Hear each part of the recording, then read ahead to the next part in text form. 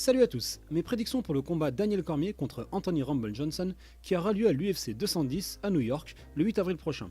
Combat revanche puisque les deux hommes se sont déjà affrontés à l'UFC 187, déjà en carte principale, en mai 2015. C'était donc Daniel Cormier qui a gagné par étranglement arrière, donc soumission, au troisième round. Il a pris la ceinture donc vacante des poids mi-lourds, puisque John Jones, l'ancien champion, s'était fait donc plusieurs fois suspendre par l'UFC, des ennuis judiciaires, usage de coke et pas mal d'autres problèmes. Donc l'UFC avait décidé donc en 2015 de lui enlever la ceinture. Et donc ils ont organisé un combat, une espèce de petit tournoi final on va dire, entre Cormier et Johnson, et c'est Cormier qui avait gagné. Donc on va faire une présentation des deux combattants. On va commencer donc avec le champion en titre Daniel Cormier, donc l'américain de 38 ans, à 19 combats, 18 victoires et une seule défaite. C'était donc contre John Jones à l'époque. En 2015 si je ne me trompe pas. Il a 6 victoires par KO, 5 par soumission et 7 décisions. Son style à lui c'est la lutte, un excellent lutteur, champion dans plusieurs catégories, champion national donc aux États-Unis et dans d'autres organisations. Il a le niveau olympique, il a fait partie de l'équipe américaine olympique, même si je crois qu'il n'a pas de médaille. Ses points forts à lui, c'est donc bien sûr la lutte, c'est aussi un camp d'entraînement sûrement l'un des meilleurs du monde, a.k.a.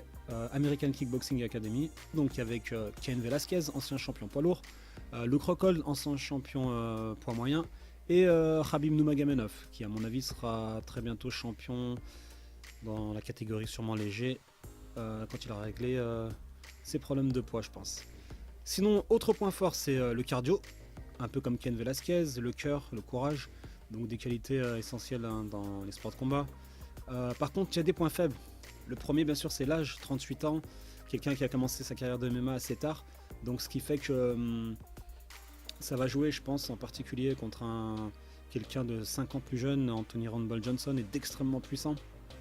Je le trouve un peu plus lent que les autres, que les tops de la catégorie, tels que Glover Teixeira, Rumble Johnson, bien sûr, et aussi Alex Gustafsson, le Suédois. Et il y a une autre chose aussi qui est récurrente chez Daniel Cormier, et comme pas mal de combattants de a.k.a., ça leur vaut d'ailleurs pas mal de critiques, c'est les blessures. Donc plusieurs fois blessé lui aussi, un peu comme Cain Velasquez, qui en ce moment apparemment s'entraîne même plus au MMA. Il passe quelques fois par semaine dans leur club, et c'est même pas pour s'entraîner apparemment, donc ça sent un peu la fin de carrière, parce que lui c'est des grosses blessures. Rockhold, une grosse blessure au genou. Son genou gauche, donc son arme principale, c'est un kicker absolument incroyable. Apparemment 50% de ses ligaments du genou sont touchés. On a Khabib aussi qui a failli arrêter sa carrière il y a 2 ans en arrière, quand il multipliait les blessures. Pourtant il avait que 24 ou 25 ans. Donc voilà, a.k.a. Ils produisent des champions et puis des athlètes phénoménaux, mais le prix à payer on dirait c'est les blessures. Daniel Cormier en a fait de l'humour, ça plaît pas trop à Dana White et à l'UFC, puisque à chaque fois ils sont obligés de soit annuler, soit repousser les événements. Donc voilà, les blessures et l'âge, ça va sûrement jouer à un moment ou à un autre, et sûrement à ce combat-là, puisqu'en face on a un vrai monstre physique, Anthony Rumble Johnson. Ce qu'on pouvait rajouter aussi, c'est ses victoires notables. Donc il a fait une double carrière, si on peut dire, d'abord chez les lourds. Au Strikeforce, il était le champion du tournoi de Strikeforce à l'époque, avant d'être racheté par l'UFC.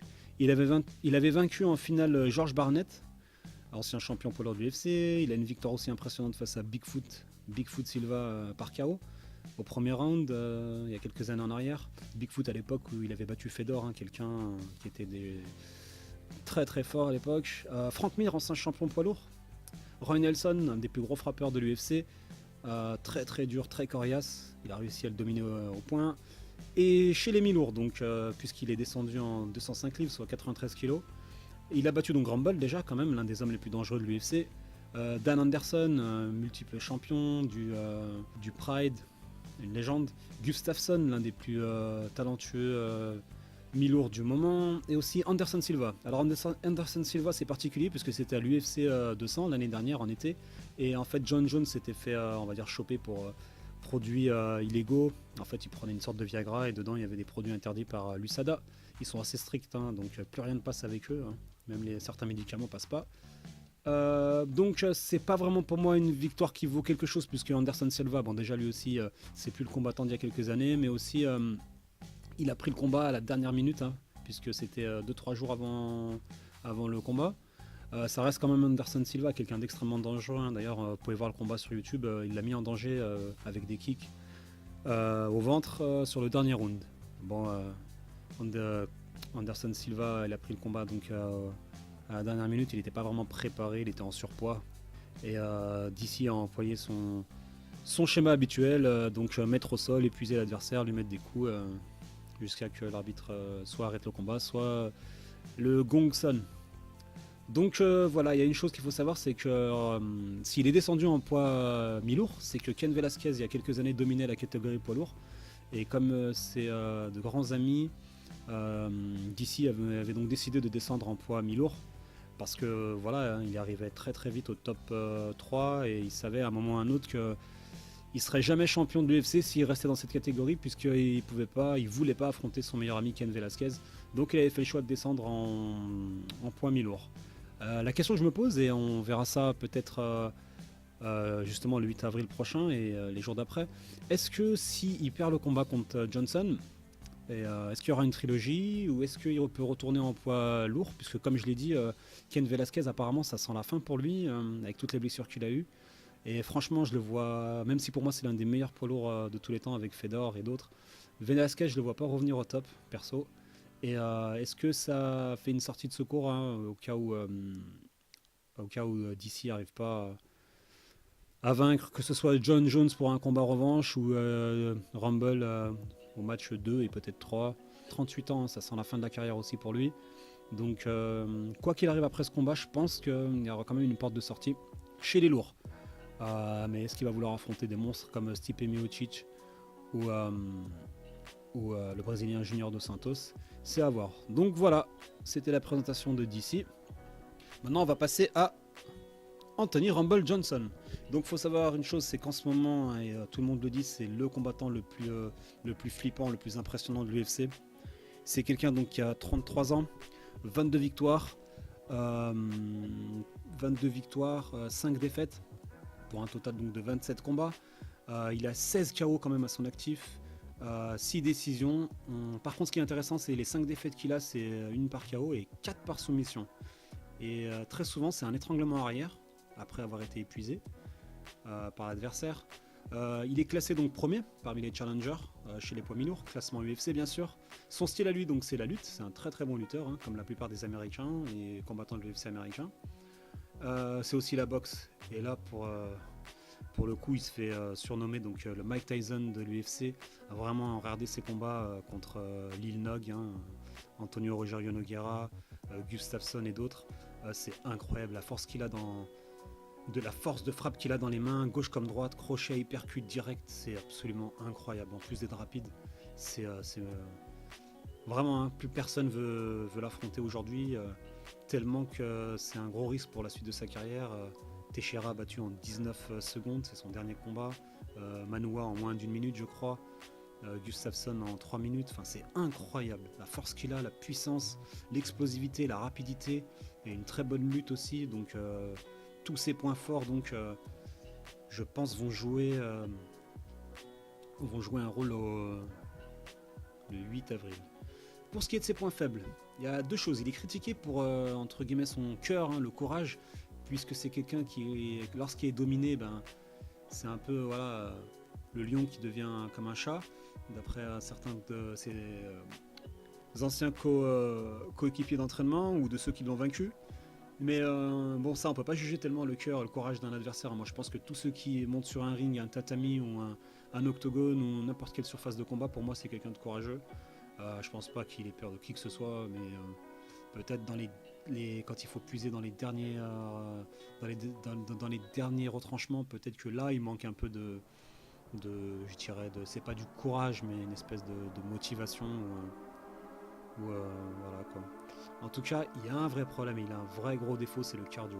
Lors d'une dernière interview de DC, il disait qu'il faut qu'il résiste 7 minutes et après passer les 7 minutes, il pourra battre Rumble. Malheureusement, je pense que c'est un peu vrai. Si Rumble ne gagne pas dans les 7-8 premières minutes, allez, on va dire 2 premiers rounds, donc 10 minutes, ça va être compliqué pour lui puisque son vrai gros défaut, c'est le cardio. Pourtant, c'est bizarre puisque c'est quelqu'un qui était en 170 livres à l'époque, 77 kilos, qui avait énormément de problèmes pour faire le poids. Il s'est fait donc virer de l'UFC et passé ensuite, je crois, au Strike Force ou je sais plus quelle organisation, World Series of Fighting, je crois. Il avait battu Arlavski en poids lourd, imaginez-vous. Donc le cardio, ça a toujours été un problème pour Anthony Rumble Johnson. Donc après sa carrière en 170 livres et s'être fait virer de l'UFC, avoir combattu aussi en mi-lourd. Donc Dana White lui a donné pas mal de chance. Donc il est revenu en 205 livres. Et là, tout le monde voit le changement. Il met KO tout le monde. C'est absolument impressionnant.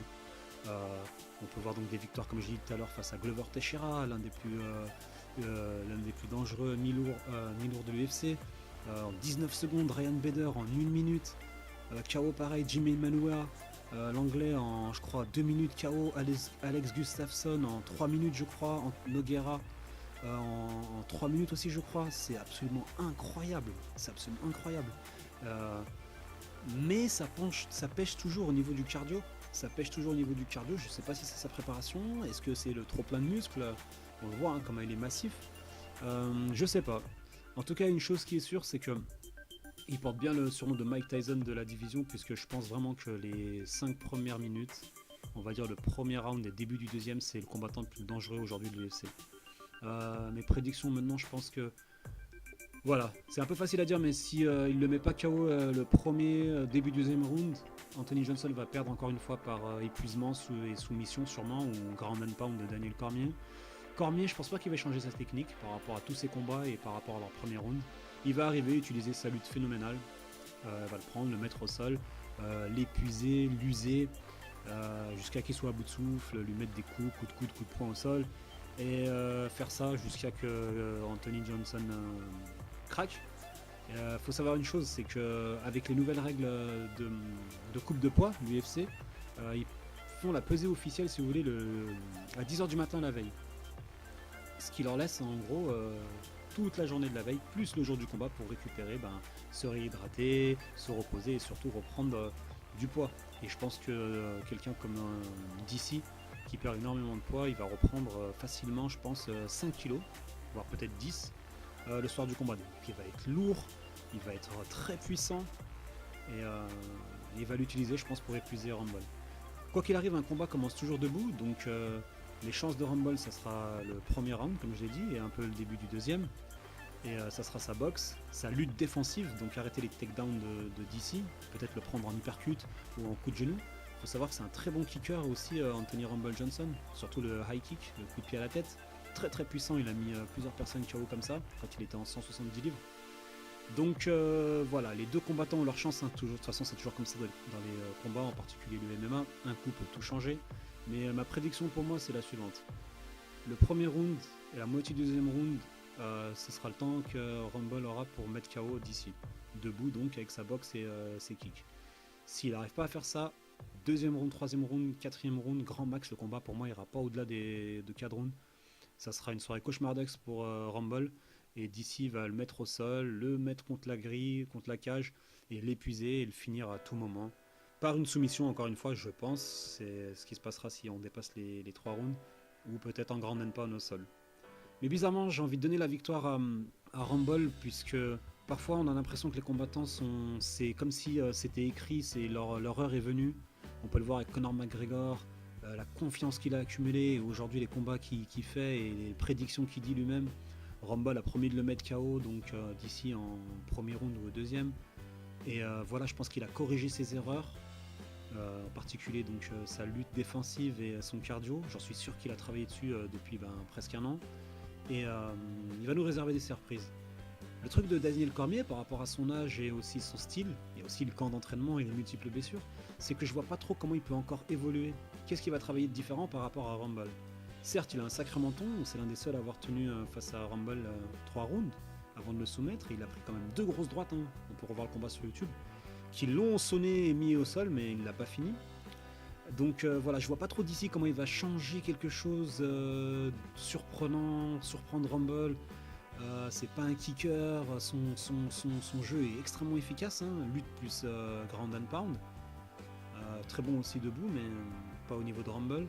Par contre, Rumble, lui, il a 33 ans et avec son physique, donc très puissant, encore jeune et vraiment pour moi au sommet de son art, quoi. Il est au top de sa carrière. Je pense vraiment que c'est lui qui va capitaliser sur l'expérience du premier combat et sur Voilà, sur les défauts et les erreurs qu'il a fait. D'ailleurs, c'est ce qu'il dit dans les interviews. Il sait ce qu'il a fait de mauvais au premier combat et il va tout faire pour corriger. Moi, je pense aussi que l'UFC votera pour une victoire de Rumble. Bon, c'est plus comme la boxe des années 50 hein, où ils peuvent influencer sur le résultat du combat, mais on sent que, je sais pas, comme une espèce de tournant qui va arriver. DC n'est pas apprécié des fans, il arrête pas de se faire siffler. Ses cartes où il est en combat principal se vendent pas tant que ça. Hein. Il a eu sa chance contre John Jones. Rumble l'a pas eu, ça devait se faire, mais encore une fois, John Jones il a eu ses problèmes en dehors du combat, en dehors du ring. C'est dommage hein, parce que je pense que c'est sûrement le Michael Jordan, une légende déjà, je pense en marche du MMA. C'est vraiment dommage avec les conneries qu'il fait en dehors. Ça gâche pas mal de grands combats dans l'octogone. Il aurait pu marquer encore plus son temps, mais bon. Tout n'est pas fini encore pour Jones, il peut encore revenir. D'ailleurs, c'est prévu apparemment pour juillet, s'il ne fait pas entre-temps des conneries ou des choses qui pourraient l'emmener en dehors de l'octogone. En tout cas, l'UFC rêve toujours, je pense, de voir un Rumble contre Jones qui pourrait se faire peut-être dès juillet, si Jones revient et si Rumble gagne, ou fin d'année. Moi je pense vraiment juillet parce qu'il y a la Fight Week à Las Vegas, donc une semaine dédiée au combat avec en général 3 jours, 3 cartes, vendredi, samedi et dimanche, et samedi en général c'est la carte de l'année. Donc voilà, je donne Rumble Johnson victorieux sur un KO, il va surprendre je pense Daniel Cormier par sa vitesse et sa puissance. Cette fois je pense qu'il va réussir à le finir quand il l'aura mis au sol et il va pas s'épuiser. Je pense au premier round, début du deuxième grand max. Donc voilà, victoire de Johnson par KO face à DC. Voilà, c'était mes prédictions. N'hésitez pas à mettre des commentaires, n'hésitez pas à me dire les vôtres de prédictions. Et on se dit à très bientôt. Salut à tous!